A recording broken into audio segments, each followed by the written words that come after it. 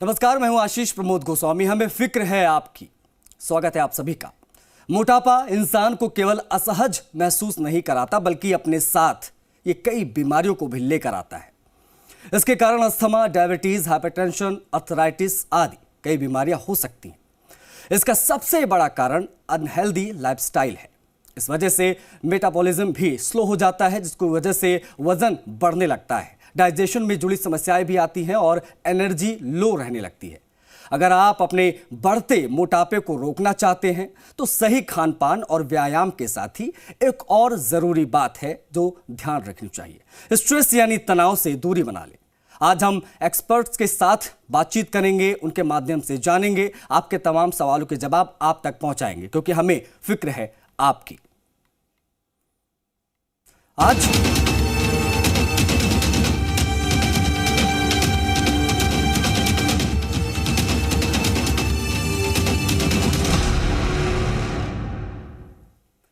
एक बड़ी समस्या की आज हम बात करने जा रहे हैं, क्योंकि ये समस्या बेहद गंभीर है और जो हमारी लाइफस्टाइल है मौजूदा वक्त में, इससे हर कोई दो चार हो रहा है। लोग जिम जा रहे हैं, मेहनत कर रहे हैं, तमाम परेशानियों का लोग सामना कर रहे हैं, क्योंकि मोटापा एक ऐसी चीज है जो आ तो बड़ी आसानी से जाता है लेकिन जाता नहीं है। अब कैसे जाएगा, इस पर कंट्रोल कैसे किया जा सकता है, इन सभी विषयों पर बात करने के लिए मैं इंट्रोड्यूस करा दूं हमारे साथ कौन कौन से गेस्ट जुड़ रहे हैं, क्योंकि वही बेहतर तरीके से इस पर गाइड कर पाएंगे, हमसे बेहतर तरीके से वो बता पाएंगे हम सबको कि किस तरीके से मोटापे से बचा जा सकता है। आपको बता दें कि डॉक्टर अशोक गोयल साहब हैं, गैस्ट्रोएंट्रोलॉजिस्ट हैं, कृतिका नागपाल जी हैं, डाइटिशियन हैं। आप दोनों का बहुत स्वागत है। राजीव शर्मा जी भी है, योग ट्रेनर, ये भी हमारे साथ ऑनलाइन माध्यम से जुड़ रहे हैं। राजीव जी, आपका भी बहुत स्वागत है।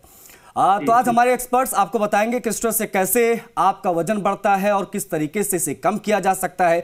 साथ ही अगर आपके मन में भी कोई सवाल है तो आप हमारे साथ डायरेक्टली जुड़ सकते हैं, सवाल पूछ सकते हैं, एक्सपर्ट से अपने सवाल कर सकते हैं, क्योंकि हम आपको जो नंबर इस वक्त आपकी स्क्रीन पर दिखा रहे हैं ये वो नंबर है जिसके माध्यम से आप हमसे डायरेक्टली जुड़ सकते हैं। नंबर मैं एक बार बोल दे रहा हूं, आप नोट डाउन कर लीजिए, 0120713826।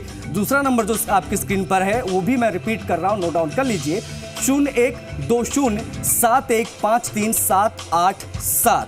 ये दो नंबर है। अपना सवाल पूछने के लिए आप इन नंबरों पर हमें कॉल कर सकते हैं और आपका जो भी सवाल है इस विषय से संबंधित आप हमारे एक्सपर्ट्स पैनल जो हमारे साथ जुड़ा हुआ है, कृतिका जी हैं, अशोक जी हैं और हमारे जो राजीव जी हैं जो योग ट्रेनर हैं, आप इनसे भी सवाल पूछ सकते हैं। आपके मन में जो भी सवाल होता है आप पूछ सकते हैं, विशेष तौर पर इस टॉपिक से जुड़ा हुआ। अशोक जी, शुरुआत मैं आपसे करूंगा। मोटापा एक बहुत बड़ी समस्या है और मुझे लगता है कि हर कोई ये जानना चाहता है कि कैसे मोटापा कम हो जाए, लेकिन इसके इतर कोई इसके बारे में बात नहीं करता कि इसको रोका कैसे जाए। मैं आपकी पहला रिएक्शन जानना चाहूंगा आज के इस टॉपिक पर, कितना महत्वपूर्ण ये टॉपिक है और उसकी चर्चा कितनी जरूरी है। अशोक जी। तो आशीष जी, पहले तो मैं ये बताना चाहूंगा कि ये बहुत ही अच्छा एक टॉपिक आपने सेलेक्ट किया डिस्कशन के लिए। रीजन बीइंग कि जैसा कि आपने ओपनिंग नोट्स में अपने बताया कि मोटापा जो होता है वो आ तो बहुत जल्दी जाता है लेकिन उसको जाने में बहुत ज़्यादा का समय लगता है, और साथ ही अपने साथ कई सारी बीमारियां और उसके जुड़े हुए लक्षण लेकर आता है, जो कि ना कि सिर्फ इकोनॉमिकली बट प्रोफेशनली और सोशली भी बहुत ज़्यादा बाद में इंसान को तंग करता है। तो अगर एक मोटे तौर पे मैं बात बताना चाहूँ आपको कि मोटापे से क्या परेशानी हो सकती है, इसको बढ़ने से कैसे रोका जा सकता है, और अगर एक बार इसको नहीं रोका जाए जो बीमारियाँ आती है तो वो क्या क्या इंसान के साथ आगे जाके परेशानियाँ पैदा कर सकती है। तो डायरेक्टली और इनडायरेक्टली दोनों तरीके से बीमारियाँ इससे जुड़ी हुई हैं। जैसा कि मैं बताना चाहूँगा आपको कि जब मोटापा शरीर के अंदर आता है तो वो अपने साथ सारी जो पाचन क्रिया होती है हमारे शरीर की उसको भी नुकसान पहुँचाता है। पाचन क्रिया के तौर पे मैं एक मोटा अगर आपको बताना चाहूँ तो जैसे कि हमारे को आजकल बहुत ज़्यादा देखने में आ रही है कि गैस से रिलेटेड परेशानियाँ पेट में बन रही है, कब्ज़ की शिकायत बन रही है मरीज़ों को, लूज़ मोशन लगा रहता है जिसका कि IBS एक कंडीशन बोलते हैं। तो ये सारी कंडीशन ऐसी हैं जो जुड़ी हुई हैं सीधे तौर पे और इनडायरेक्टली भी अगर बोला जाए तो। और साथ साथ इन बीमारियों से जैसे डायबिटीज़ है, हाइपरटेंशन है, कोलेस्ट्रॉल की मात्रा ज़्यादा हो जाना, लीवर पे चर्बी जमा हो जाना जिसके कारण और भी दुष्प्रभाव पड़ सकते हैं शरीर पे। तो ये सारी जो कंडीशंस है ये मोटापे की ही देन है। अगर हम नियमित रूप से अपनी व्यायाम कसरत नहीं करते हैं, अपनी लाइफस्टाइल को चेंज नहीं करते हैं, खान पान का ध्यान नहीं देते हैं, अपनी ऑलरेडी जो दवाइयाँ चल रही हैं, बहुत सारी जो शरीर में बीमारियां होती हैं उनका सही तरीके से नहीं लेते हैं और रूटीनली अपना चेकअप नहीं करवाते हैं शरीर का, तो ये आगे जाके अब शरीर के लिए हानिकारक हो सकता है। जाहिर तौर पर। और कृतिका जी भी जुड़ी हुई है, कृतिका नागपाल डाइटिशियन है। Kritika ji, it's all about unhealthy lifestyle, इसकी बात बहुत जरूरी है करना, क्योंकि आप डाइटिशियन, आप बेहतर तरीके से बता सकते हैं, क्योंकि आजकल हम देखते हैं इंस्टेंट नूडल का जमाना है, हर कोई फटाफट फास्ट फूड वगैरह ज्यादा खा रहा है। अब ऐसे में ये कितना बड़ा कारण है मोटापे का और कितनी बड़ी चुनौती बनती है इसके बाद? जी, आपने बिल्कुल सही बोला है कि आजकल बहुत ही इंस्टेंट चीज़ों का ज़माना है, किसी के पास ज़्यादा वक्त नहीं है। बट हमें कोशिश यही करनी चाहिए कि अगर हमारे पास वक्त कम है तो उसमें भी हम क्या जल्दी से जल्द चीज़ बना के खा सकते हैं, वो भी हेल्दी हो सकती है। सो ये चॉइसेस, ये जो चूज़ करते हैं चीज़ों को, वो हम ही चूज़ करते हैं कि हम पिज़्ज़ा खा लें या हम बर्गर खा लें। उसी की जगह पे अगर हम कोई और अच्छी चीज़ जैसे स्प्राउट्स, अंकुरित दाल ले लें, कोई हेल्दी ऑप्शंस जैसे कि ढोकला खा ले, तो ये चुनाव भी हमारे हो सकते हैं। सो हमेशा ये नहीं है कि हमारे पास वक्त की कमी है, हम ऑर्डर करके अगर मंगवा रहे हैं तो हम इन चीज़ों की जगह अच्छी चीज़ें भी मंगवा सकते हैं। जाहिर तौर पर। लेकिन अब मैं चाहूंगा कि कृतिका भी यहाँ पर ये चीज़ ज़रूर क्लियर कर दे लोगों को कि ये जो मोटापा है ये कितनी बड़ी चुनौती बनती है इन चीज़ों के बाद, क्योंकि हम लोग क्या करते हैं कि बड़ी लापरवाही करते हैं। जैसे कि आपने बताया कि हम लोग जंक फूड वगैरह की तरफ ज़्यादा जा रहे हैं, तो इसके विकल्प क्या हो सकते हैं? पहली चीज़ ये, क्योंकि अब बाहर अगर इंसान गया है, कहीं मार्केट में गया, कहीं कुछ काम करने, उसको वहाँ स्पोर्ट्स नहीं मिल रहे हैं, तो इन चीज़ों से बचने के लिए वो क्या विकल्प के तौर पर देख सकता है? चूंकि आप डाइटिशियन है, और एक चीज़ मैं ऐड कर दूँ इसमें कृतिका जी, उस पर भी आप अपनी प्रतिक्रिया दे दीजिए, क्योंकि इनका मोटापा बहुत ज्यादा बढ़ गया है, उनके लिए क्या डाइट चार्ट आप देंगी, अगर मैं आपसे संक्षेप में जानना चाहूं तो? देखिए, मोटापा बढ़ने के बहुत सारे कारण होते हैं और जनरली मोटापा लोगों को आजकल जो अगर आप देखा जाएगा वो स्ट्रेस की वजह से भी काफ़ी हो रहा है। स्ट्रेस ज़्यादा होने की वजह से हमारे जो हार्मोन्स होते हैं, कोर्टिसोल लेवल जिसे बोलते हैं, वो बढ़ जाते हैं। इसकी वजह से हमारे जो एपेटाइट स्टिमुलेंट होते हैं, जिसे हम कहते हैं हमें भूख ज़्यादा लगती है, वो भी बढ़ने लगते हैं और हम ज़्यादा खाना खाते हैं। जो चीज़ें हमारी पसंद की हैं उसकी तरफ हमारा रुझान जो होता है थोड़ा ज़्यादा हो जाता है। जब हमें पता चल गया कि मोटापा हमारा बढ़ रहा है, धीरे धीरे हमारा वजन बढ़ रहा है, हम एकदम से 100 या 150 किलो पे तो नहीं पहुंच जाते, हम 50 के हैं, हमारा वजन जैसे जैसे बढ़ रहा है, हमें तभी ध्यान रखना चाहिए कि हम जो खाना खा रहे हैं वो हम क्या खा रहे हैं, किस चीज़ का सेवन कर रहे हैं। अगर आपने बाजार से कुछ खाना लिया भी है, खा भी रहे हैं, तो उसके साथ थोड़ा सा पोर्शन सलाद का खाएंगे, अच्छे से पानी पिएंगे और साथ में थोड़ा सा एक्सरसाइज, वर्कआउट कुछ भी करेंगे तो आपको इतना उसका नुकसान नहीं होगा जितना कि आप सिर्फ वो बाहर का जंक फूड खा के आपको हो सकता है।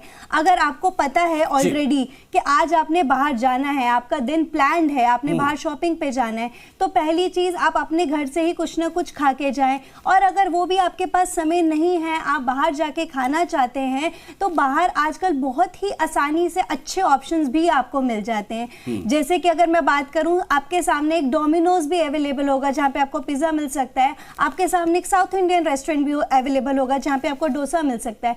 लेकिन जो हमारा चॉइस होगा, हमारा जो रुझान होता है वो पिज्जा की तरफ ज्यादा होता है, जबकि हेल्दी ऑप्शन आपका डोसा, इडली, जो कि फर्मेंटेड फूड है, आपके पेट के लिए भी, गट के लिए भी अच्छे हैं, उसकी तरफ कम होता है। तो यही सबसे ज्यादा जरूरी है कि हम जो चॉइस बनाते हैं, हम जो सोचते हैं, वो इम्पोर्टेंट। मतलब इन शॉर्ट में देखा जाए कृतिका, तो हमें विकल्प के तरफ भी ध्यान देना चाहिए, ये नहीं कि इसके बिना काम ही नहीं चल सकता, इसके बिना काम चल सकता, ये हमें समझना होगा। राजू शर्मा जी, मैं आपकी भी प्रतिक्रिया जान लूं, उसके बाद कॉलर्स लगातार फोन आ रहे हैं हमारे पास, उनके सवाल भी हम लेंगे। राजू शर्मा जी हैं yoga trainer. Raju ji, according to you ये जो मोटापा बहुत तेजी से बढ़ रहा है, क्योंकि कहा जाता है योगा से ही होगा, तो बतौर योगा ट्रेनर आपकी क्या प्रतिक्रिया मोटापे पर?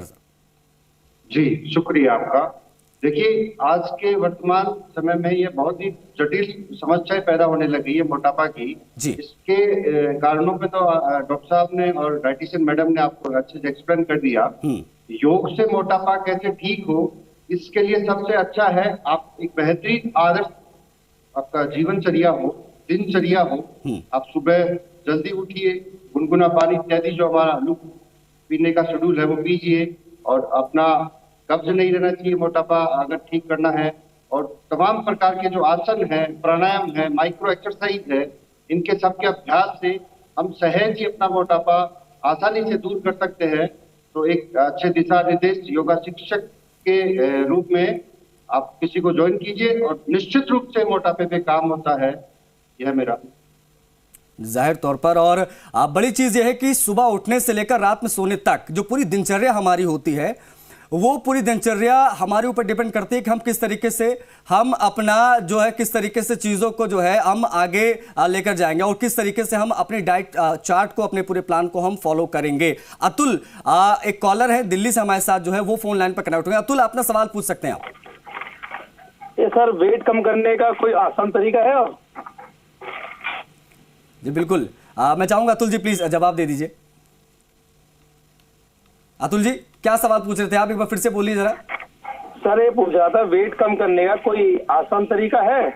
आसान तरीका पूछ रहे हैं अशोक जी, बताइए क्या आसान तरीका हो सकता है? अतुल जी, मैं सबसे पहले तो आपको ये बताना चाहूँगा कि कोई भी चीज़ करने के लिए कोई शॉर्टकट नहीं होता है, लेकिन फिर भी अगर आपके पास समय की थोड़ी सी मारी है जिससे आप टाइम नहीं निकाल पा रहे हैं अपनी एक्सरसाइज करने के लिए, तो सबसे बेहतर विकल्प आपके पास है कि अपना खान पान सही रखिए। अगर आप खान पान अपना सही रखेंगे, टाइम पे रखेंगे, नियमित रूप से खाएंगे और बहुत ज़्यादा ऐसी चीज़ें नहीं लेंगे जिससे मोटापा बढ़ता है शरीर का, तो जाहिर सी बात है कि मोटापा बढ़ने के चांसेस बहुत कम है। और एक बार आपको लगता है कि ऑलरेडी अगर आपका मोटापा इतना ज़्यादा है जिसको आप कम करना चाहते हैं, तो अपनी व्यायाम और एक्सरसाइज को स्टार्ट कर दीजिए, डेफिनेटली फ़र्क पड़ेगा। ठीक है, जाहिर तौर पर। और देखिए आजकल ना डॉक्टर साहब, मैंने एक चीज़ देखा है अशोक जी कि लोग जब मोटापा बढ़ जाता है तो चाहते हैं कि ना इंस्टेंटली चीज़ें हो जाएं और तुरंत को तुरंत हमारा वेट कम हो जाए। आप जिम जाते हो, ट्रेडमिल पर बहुत सारी मेहनत करते हो, बहुत सारा पसीना बहाते हो, लेकिन जब चीज़ें हल नहीं होती तो डिमोरलाइज हो जाता है इंसान और लगता है कि जो है अब कुछ ऐसे में हो नहीं सकता। अब ऐसे में राजीव जी, अगर मैं आपका रिएक्शन जानना चाहूँ, क्योंकि हम देखते हैं बहुत जल्दी लोग गिव अप कर देते हैं, तो क्या ये जो बहुत जल्दी गिव अप कर देते हैं मोटापा कम करने की प्रक्रिया में, इनको लेकर बतौर योगा ट्रेनर आप क्या बताना चाहेंगे? अगर कोई आप आसन बताना चाहें तो कृपया करके बता दीजिए, क्योंकि काफी लोग हमको देख रहे हैं तो समझ पाएंगे बेहतर तरीके से कि गिव अप नहीं करना है। अगर ठान लिया है तो ठान लिया है, करके ही मानिए। जी, ये हमारा भारतीय संस्कृति का मोटो है, जो एक आदर्श रूप से हम काम को बेहतरीन तरीके से स्टार्ट करते हैं तो उसका एंड भी बेहतरीन होता है। इसके लिए योग एक माध्यम है हमारे शरीर को साधने का, उसमें एक मोटापा भी है। देखिए, इसमें सबसे अच्छा है आप सुबह उठ के जो मॉर्निंग वॉक इत्यादि करते हैं वो कीजिए, क्योंकि कोई भी आसन करने से पहले शरीर में थोड़ा सा हीटिंग किया जाता है, मतलब शरीर को, हमारे जॉइंट्स है, मसल्स, इनको गर्म किया जाता है। उसके बाद एक तो 5 वर्ता आसन है, आराम से सीधा लेटकर और दोनों पैर को, एक एक पैर को क्लॉकवाइज एंटी क्लॉकवाइज आपको रोटेट करवाने होते हैं। और इसके बाद एक अर्ध हलासन आता है, सर्वांग आसन आता है। इसके साथ साथ प्राणायाम का भी, जो कपालभाति प्राणायाम है, अपने आप में बेहतरीन प्राणायाम है, ऐसा कहा जाता है। 1 सेकंड में 1 ग्राम वजन कम किया जा सकता है कपालभाति प्राणायाम के माध्यम से। लेकिन उसके साथ आपको आयुर्वेदिक फॉलो करना होगा और बेहतरीन डाइट का कॉन्सेप्ट भी फॉलो करना होगा। और साथ साथ में जो माइक्रो एक्सरसाइज है और जो अपने भारतीय परंपरा में जो दंड बैठक है, योग का आधार है, जो 8 दंड और 12 बैठक है, हम उसे लगाते हैं। तो ये सबके लिए सरल भी है, सहज भी है और आसानी से करने वाली चीजें हैं, तो निश्चित रूप से हम मोटापे पे काम कर पाते हैं। बिल्कुल बिल्कुल, जाहिर तौर पर। और बहुत अहम चीज़ें आपने बताई कि आप प्रति सेकंड के हिसाब से भी हम वेट कम कर सकते हैं, योगा में वो ताकत है, ये अपने आप में बहुत अहम चीज़ आपने बताई। राजीव जी, वैभव मेरठ से एक कॉलर हैं, वो फोन लाइन पर कनेक्ट है। वैभव, क्या सवाल है आपका?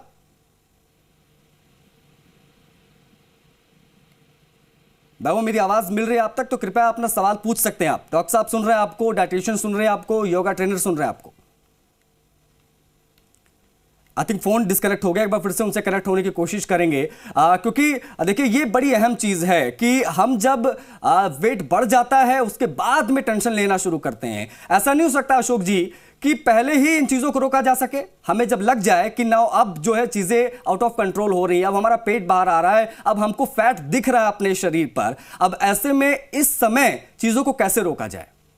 देखिए आशीष जी, देखिए मोटापा जैसे कि मैडम ने बताया कि एक प्रोसेस है बेसिकली जी, वो ओवरनाइट नहीं बढ़ता है। मतलब एक रात आप पहले सोए बिल्कुल पतले और स्लिम ट्रिम और नेक्स्ट डे अगर आप जागते हैं एकदम से मोटे हो गए, ऐसा नहीं होता है। एक प्रोसेस होता है और प्रोसेस को बेसिकली आपको देखना है, समझना है और उसके ऊपर काम करना है जी। अगर आपको लगता है कि आपकी दिनचर्या ऐसी है कि आपको एक्सरसाइज का, योगा का और व्यायाम का टाइम नहीं मिलता है, तो आपका खाने का चुनाव ऐसा होना चाहिए कि जिसके अंदर आपका वेट एक तरह से साथ से नहीं बढ़े। जैसे कि एक आमतौर पे एक ये क्रिया है कि हम लोग सुबह का जो नाश्ता करते हैं वो बहुत ज़्यादा हैवी करते हैं, उसके हिसाब से हम अपना लंच का चुनाव करते हैं कि वो कितना लाइट हो और उसके बाद से डिनर जो सबसे लाइट होना चाहिए। बट अगर आपको लगता है कि आपकी जो कोई टाइम नहीं है खाने पीने का, दिन का टाइम आप शाम को 5 बजे खाना लंच करते हैं और रात को 12 बजे खाना खाते हैं, तो इन सब चीज़ों का चुनाव आपको करना पड़ेगा कि अपना टाइम पे खाना लें, छोटा छोटा आहार लें, एक साथ बहुत पेट भर के ना खाना खाएं। अगर आपके ऑलरेडी कोई मेटाबॉलिक बीमारी से आप जूझ रहे हैं, जैसे कि डायबिटीज़ है, थायराइड है, हाइपरटेंशन है और परिवार में मोटापा एक चलता आ रहा है, तो आप शुरुआत से ही उन चीज़ों पे काम करें, अपना डायबिटीज़ को नियंत्रण में रखें, आपके कोलेस्ट्रॉल को नियंत्रण में रखें, रेगुलर एक टाइम निकालिए अपनी एक्सरसाइज का। अगर आप आउटडोर नहीं जा पा रहे, बाहर नहीं जा पा रहे व्यायाम करने के लिए, तो घर पे ही अपना कुछ ऐसा बनाइए कि आप घर पे योगा कर सके, घर पे ही कोई बैठ के अपनी व्यायाम कर सके। अच्छा अशोक जी, एक सवाल मेरा भी था, सॉरी टू इंटरप्ट यू, एक सवाल मेरा ये भी था कि हम देखते हैं जब बहुत ज्यादा मोटे लोगों को देखते हैं तो ये बातें होती है भाई तो जेनेटिक है, मतलब इनके दादाजी भी मोटे थे, पापा भी मोटे हैं, अब ये भी मोटे रहेंगे, इनके आने वाली पीढ़ियां भी मोटी रहेंगी। अब ये कितना बड़ा फैक्ट है मोटापे को लेकर, और क्या अगर ऐसा वाकई में होता है तो क्या इस पर भी कंट्रोल किया जा सकता है? जी बिल्कुल। देखिए, जब परिवार में इस तरीके की कोई बीमारी रन कर रही होती है जिसको हम फैमिलियल हाइपर कोलेस्ट्रोलेमिया या फैमिलियल डिस्लिपिडेमिक कंडीशंस होती हैं, तो इसके अंदर आपको और ज़्यादा सतर्क रहने की ज़रूरत है। तो जो भी परिवार के अंदर आपको लगता है कि ऑलरेडी किसी बीमारी से ग्रस्त हैं, तो उस बीमारी का सही टाइम पे आप जांच करवाइए, चेकअप करवाइए, अपने फिजिशियन से कांटेक्ट में आइए। अगर वो बीमारी को आप टाइमली नियंत्रण में ले लेंगे तो हो सकता है लॉन्ग टर्म के लिए आपको ये मोटापे की बीमारियों से ना जूझना पड़े, क्योंकि मोटापा होना और उससे साथ में संबंधित जो आगे जाके भविष्य में बीमारियां जुड़ती हैं, ये दो अलग अलग पहलू हैं। अगर आपका मोटापा कंट्रोल में रहेगा, आपकी खुराक कंट्रोल में रहेगी, तो आगे उससे जुड़ी हुई जो बीमारियां हैं वो भी कंट्रोल के अंदर होंगी। राजकुमार करके कॉलर हैं चौमू से इस वक्त हमारे साथ, वो सवाल पूछना चाह रहे हैं। राजकुमार जी, क्या सवाल है आपका? सर, मेरा ये सवाल ये है कि मैं योग जो अपने टीचर है उनसे ये पूछना चाह रहा हूँ कि क्या योग से भी मोटापा कम किया जा सकता है?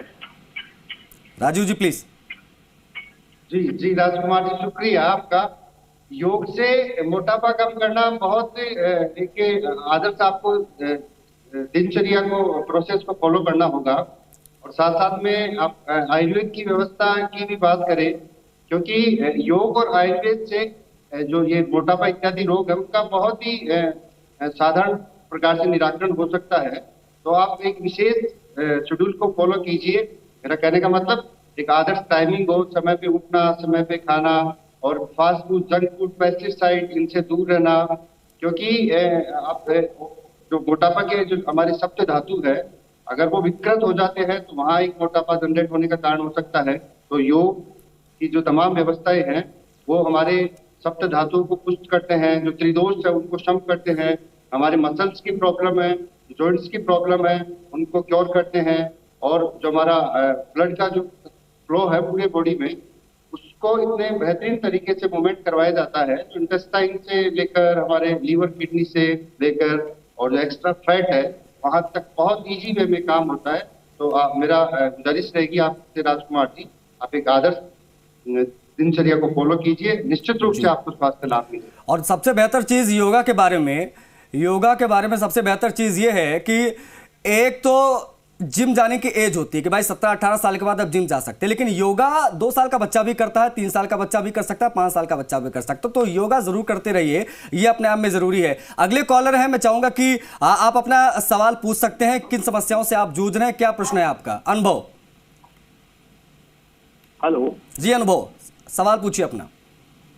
हाँ जी डॉक्टर साहब, मैं ये पूछना चाहता हूँ कि कभी कभी मेरे पेट में बहुत दर्द होता है, तो ये कहीं अपेंडिक्स का दर्द तो नहीं है? डॉक्टर साहब, अशोक जी। तो अनुभव, मैं एक बताना चाहूंगा आपको बात कि देखिए, कभी कभार जो पेट दर्द होता है डिपेंड करता है कि वो किस हिस्से में आपके पेट दर्द हो रहा है और कितना सीवियर वो गंभीर दर्द होता है आपको। बिकॉज यूजली जो अपेंडिक्स का दर्द होता है वो बहुत ही ज़्यादा तेज दर्द होता है और आपके पेट के सीधी तरफ और निचले हिस्से के अंदर दर्द होता है। और यूजली ये बोला गया है, जो किताबें बोलती है, जो लिटरेचर बोलते हैं, जो एक्सपीरियंस बताता है कि जो अपेंडिक्स का दर्द होता है वो यंग एज के अंदर होता है, 20 से 30 साल की एज के अंदर, और सुबह सुबह के टाइम पे ज़्यादा होता है, क्योंकि जो अपेंडिक्स की एक छोटी सी नलकी होती है उसके अंदर जब कचरा जाके फंस जाता है तो वो दर्द को उजागर करता है। तो अगर कभी कभार दर्द होता है और दर्द की जो सीवियरिटी है वो बहुत ज़्यादा नहीं है, तो मुझे नहीं लगता कि वो अपेंडिक्स का दर्द होगा। बिकॉज अपेंडिक्स का दर्द सिर्फ अकेले दर्द के साथ नहीं आता, उसमें बुखार, उल्टी होना, इस तरीके के लक्षण भी साथ में आते हैं। ठीक है, बहुत अहम जानकारी आपने दी, क्योंकि ये जो दर्द उठता है वो शरीर के पेट के किस हिस्से में उठता है वो समझना जरूरी है। और आप जो है अनुभव जी, आप जो है डॉक्टर से कंसल्ट जरूर कर लीजिएगा। लेकिन राजीव जी, मेरा एक छोटा सा सवाल था, मैं चाहूंगा कि आप फटाफट इसका जवाब दे दें। स्ट्रेस, तनाव, ये कितनी बड़ी भूमिका निभाता है मोटापे में, और इस पर कंट्रोल कैसे करें सर?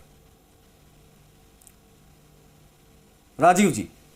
जी जी, देखिए संस्कृत की उक्ति है, प्रज्ञा प्रातो हिम सर्व रोगानाम मूल कारणम। इसी को इंग्लिश में stress is the man cause of all diseases, तनाव रोगों का मुख्य कारण है। और इसके मूल में जाना चाहिए, तनाव होता किस कारण से है। एक तो जेनेटिक, डॉक्टर साहब जो कह रहे हैं, मैडम कह रहे हैं, एक हमारा बैड ईटिंग फूड सिस्टम है, वो भी एक मुख्य कारण है। और आजकल जो फास्ट, जो वर्तमान समय में जो फास्ट चीजें होने लगी है, खाने पीना, उठना बैठना, हमारा जॉब इत्यादि, पढ़ने लिखने का शेड्यूल, आपने नोट किया होगा छोटे बच्चों से लेकर बूढ़ों तक तनाव होने लग गया। क्योंकि एक आदर्श भोजन का उनका सिस्टम, उससे दूरी बनाई जा रही है, और बच्चों को फास्ट फूड, जंक फूड इत्यादि जो खिलाए जा रहे हैं। और एक ये जो दिन के खाने वाली चीजें हैं उनको रात को खाने लग गए, लाइक जो ये दही छाछ वगैरह है, वो हमारा अच्छा, ये बहुत अहम बात आपने कह दी राजीव जी। मैं कीर्तिका आपसे समझना चाहूंगा, ये डाइट की जब बात होती है तो ये कितना महत्वपूर्ण, जैसा कि भी राजीव जी कह रहे हैं कि हमें जो सुबह खाना चाहिए हम वो रात में खा रहे हैं, जो रात में खाना चाहिए वो लंच में खा रहे हैं, लंच में खाना चाहिए मॉर्निंग में खा रहे हैं। अब ये जो पूरी खिचड़ी पक जाती है, इससे कितना बड़ा नुकसान होता है?